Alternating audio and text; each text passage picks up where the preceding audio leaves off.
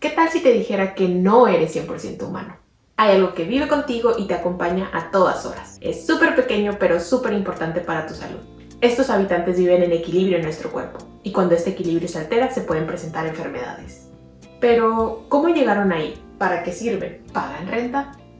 A lo largo de la historia hemos ido cambiando nuestra opinión acerca de los microorganismos. Antes se pensaba que solo causaban enfermedades, y aunque es verdad que algunos pueden llegar a enfermarnos, hay una gran comunidad que forma parte de nosotros. A esta comunidad le llamamos microbiota.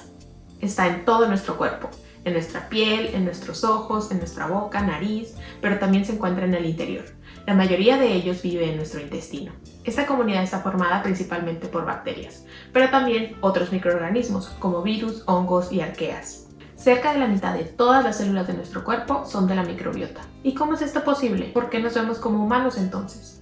Esto es porque las células de la microbiota son muchísimo más pequeñas que nuestras propias células, hasta 10 veces más. Ahora, ¿cómo es que llegaron estos microbios a nuestro cuerpo? Esto no es algo nuevo, la verdad es que siempre han estado ahí y son una parte esencial para mantenernos sanos. Parece ser que la etapa más importante donde los microbios llegan a nuestro cuerpo es el nacimiento. Es aquí cuando nuestra microbiota cambia muchísimo, porque todos los microbios a los que estamos expuestos están tratando de establecer su casa en nuestro intestino. Un bebé que nace por vía vaginal adquiere microbios mucho más similares a los del intestino de la mamá, mientras que un bebé que nace por cesárea adquiere microbios que son más similares a la piel de la mamá. Esto después puede cambiar con el tipo de alimentación que se le da al bebé y también con el ambiente en donde el bebé va creciendo. Después de cierto tiempo, conforme la microbiota va creando su casa en nuestro intestino, los posibles cambios son muchísimo menores y la comunidad se vuelve más estable, pero aún puede haber pequeños cambios a lo largo de la vida adulta. Estos cambios se pueden dar por cambios en nuestra alimentación, el uso de antibióticos o también por la presencia de enfermedades. Es muy importante que sepamos que hasta la fecha no existe una microbiota intestinal ideal para todos. Cada quien tenemos un grupo de microbios diferente, incluso entre hermanos o gemelos.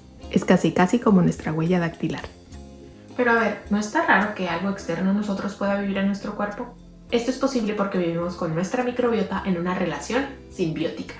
Esto quiere decir que mientras nosotros le damos un lugar cómodo y calientito, con muchos nutrientes para que ellos vivan, ellos nos ayudan a nosotros con ciertas funciones que nuestro cuerpo no puede realizar por sí solo. Primero, nos ayudan a desarrollar el sistema inmune. Nos ayudan a entrenarlo para que pueda diferenciar entre microbios buenos y microbios malos, así que puede influenciar su buen funcionamiento y también si algunas enfermedades se nos presentan o no, como alergias o asma. También nos protege contra microbios patógenos, estos son los que nos causan enfermedades. Actúan como una barrera para que los microbios que nos pueden llegar a hacer daño no se establezcan en nuestro intestino, y esto lo hacen al competir por el espacio y los nutrientes disponibles. Imagina que te fuiste a comer unos taquitos al puesto de la esquina, pero la salsa que le pusiste al taquito traía un microbio escurridizo. Este microbio va a entrar a nuestro cuerpo y llegar a nuestro intestino, y ahí va a decir: ¡Uy, aquí hay comidita, está calientito el espacio para mí! Entonces voy a quedarme a vivir aquí. Pero rápidamente llega nuestra microbiota a decir: a ver, aquí no hay ni espacio ni comida disponible para usted, así que se me va yendo. Y así lo expulsa de nuestro intestino. Incluso hay ciertas bacterias que pueden producir sustancias que son antimicrobianas, y esto impide que otras bacterias crezcan en nuestro intestino. Otra función es la síntesis de vitaminas. Hay ciertos nutrientes que son esenciales para nosotros, pero que nuestro cuerpo no puede producir, o que se encuentran en ciertos alimentos, pero nuestro cuerpo no puede absorberlos. Entre ellos se encuentran ciertos componentes de las vitaminas B y K, y estos son muy importantes para la coagulación de nuestra sangre, pero también para mantener la salud de nuestros huesos. Y ahora dejamos lo mejor para el final. La principal función de la microbiota en nuestro intestino es la digestión.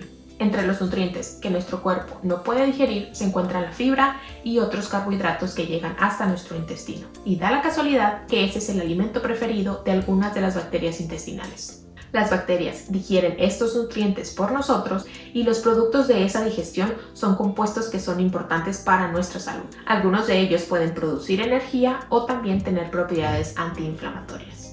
Básicamente la popó de las bacterias es benéfica para nosotros. Ahora, da la casualidad que en la dieta latina tenemos muchos alimentos que son ricos en fibra y carbohidratos que son los preferidos para nuestras bacterias. Estos nutrientes los podemos encontrar en alimentos como tortilla, frijol, lentejas, papa, camote, pero también en fermentados como el jocoque, requesón y principalmente en verduras y frutas. Así como nosotros, nuestra microbiota intestinal requiere que tengamos una alimentación variada, abundante y rica en alimentos de origen vegetal, pero también que consumamos pescado, pollo, leche y huevo. Y algo súper esencial para tener un buen funcionamiento de nuestro intestino es el agua. Así que ya sabes, la próxima vez que te estés saboreando un taquito de frijol, recuerda que no solo te estás alimentando a ti, pero también la estás compartiendo con tus amigos en el intestino.